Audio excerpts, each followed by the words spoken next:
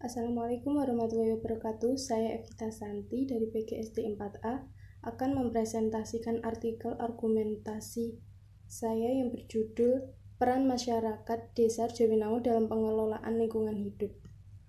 Di dalam abstrak berisi mengenai perlindungan dan pengelolaan lingkungan hidup telah diatur dalam Undang-Undang Republik Indonesia Nomor 32 Tahun 2009 yang berbunyi bahwa manusia dalam pengertian lingkungan hidup merupakan salah satu dari kesatuan yang mampu mempengaruhi lingkungan hidup itu sendiri. Masyarakat sangat berperan dalam pengelolaan lingkungan hidup dan mampu mempengaruhi lingkungan hidup itu sendiri.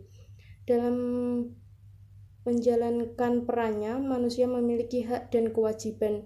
Dalam menjalankan hak dan kewajiban tersebut telah diatur dalam pasal-pasal yang terdapat pada Undang-Undang Nomor 32 Tahun 2009. Contohnya adalah hak untuk mendapatkan informasi dan kewajiban untuk menyampaikan informasi yang telah didapatkannya, serta peran serta masyarakat lainnya seperti pengawasan sosial, pemberian saran, usul, keberatan, dan pengaduan, serta hak untuk mendapatkan perlindungan, dan masih banyak yang lainnya. Kata kunci dari abstrak ini adalah peran masyarakat dan lingkungan hidup.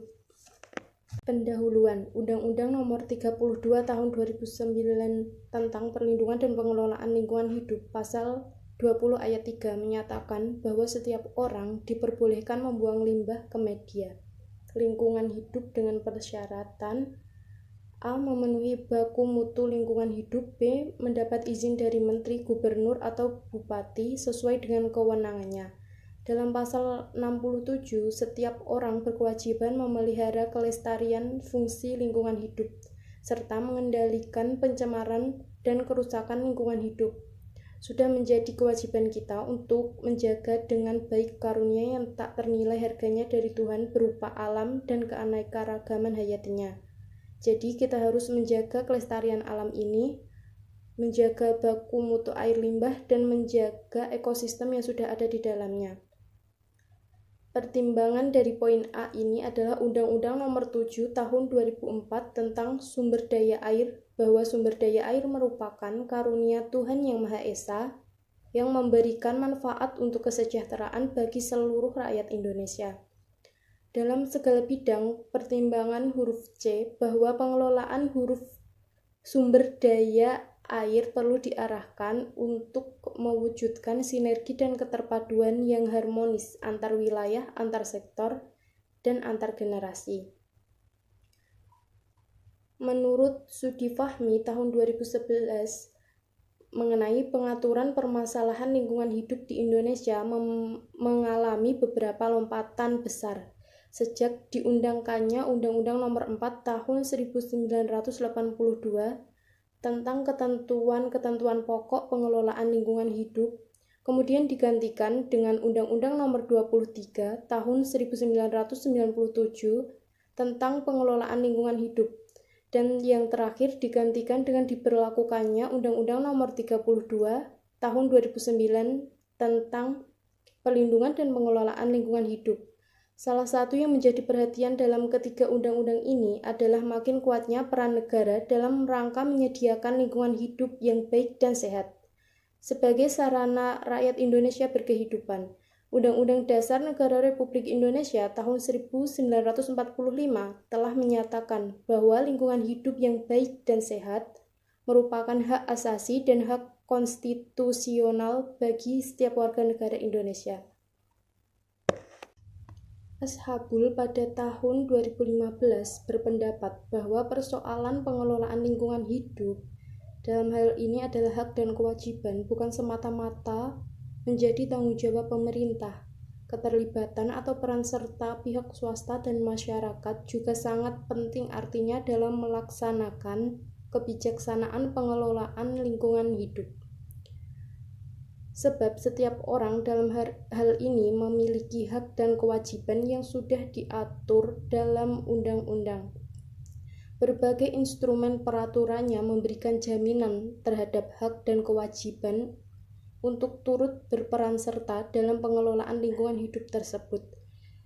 terutama dalam hal ini adalah meletakkan peran serta masyarakat dalam berpartisipasi sebagai bagian dari hak atas lingkungan hidup, yang dengan demikian seharusnya berimplikasi pada adanya jaminan-jaminan hukum terhadap pelaksanaannya. Masyarakat merupakan salah satu bagian penting yang akan berpengaruh terhadap tercapainya tujuan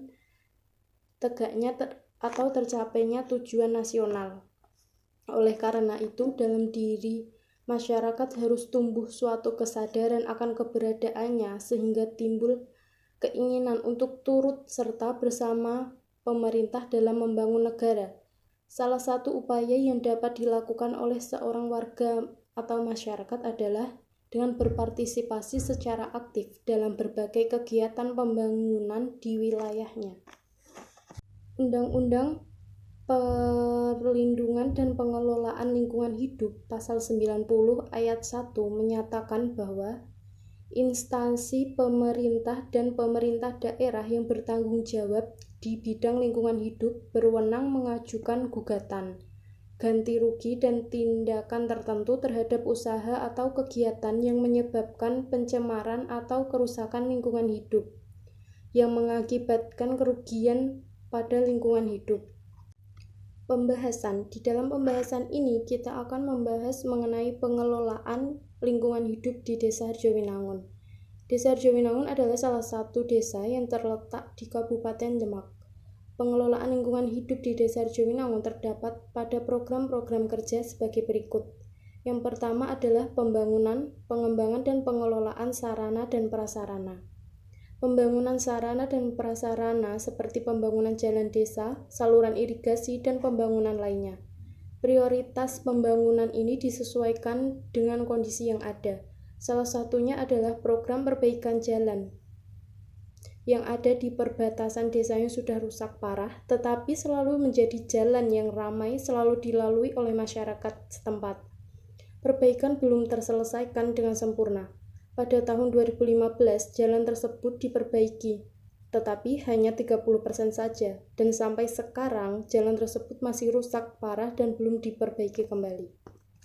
Program yang kedua yaitu pembangunan dan pengembangan sarana atau prasarana fisik perkantoran, kesehatan, pendidikan, dan sosial.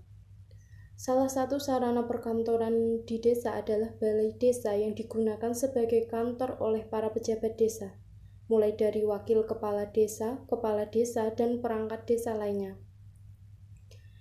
Pada Desa Harjowinangun, balai desanya sudah tidak memiliki masalah. Semuanya sudah dibangun dan sarananya sesuai dengan program yang dijalankan. Tetapi ada satu program yang dijanjikan oleh kepala desanya namun sampai sekarang belum terpenuhi, yaitu adanya mobil kesehatan yang akan difungsikan untuk membantu warga yang membutuhkan. Sarana yang belum terpenuhi yang kedua yaitu sarana kesehatan seperti puskesmas. Puskesmas yang ada di desa ini sudah rusak parah dan sampai sekarang belum diperbaiki, sehingga para warganya harus pergi ke dokter umum atau puskesmas kecamatan yang jaraknya lumayan jauh dari desa ini. Kemudian sarana pendidikan. Pada sarana pendidikan sepertinya tidak memiliki masalah karena di desa ini sudah terdapat 2 taman kanak-kanak, 3 SD atau MI, 1 MTS atau SMP, dan 1 MA atau setara dengan SMA. Serta terdapat 2 pondok pesantren yang lumayan terkenal untuk masyarakat setempat. Program yang ketiga yaitu pengembangan ekonomi. Masyarakat di Desa Harjowinangun mayoritasnya bermata pencarian sebagai seorang petani. Masyarakat mengandalkan lahan sawah sebagai mata pencarian utama, tetapi tidak menutup kemungkinan bahwa banyak warganya yang memilih untuk merantau ke kota karena sebagian masyarakat tidak memiliki lahan sawah milik pribadi sehingga harus menyewa dan harganya tidak murah. Salah satu program pemerintah adalah pembangunan ekonomi berupa bantuan bagi masyarakat yang kurang mampu.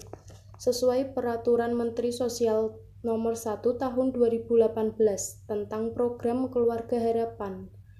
Pada pasal 3, yaitu sasaran PKH merupakan keluarga atau seseorang yang miskin dan rentan serta terdaftar dalam data terpadu program penanganan fakir miskin. Memiliki komponen kesehatan, pendidikan, atau kesejahteraan sosial.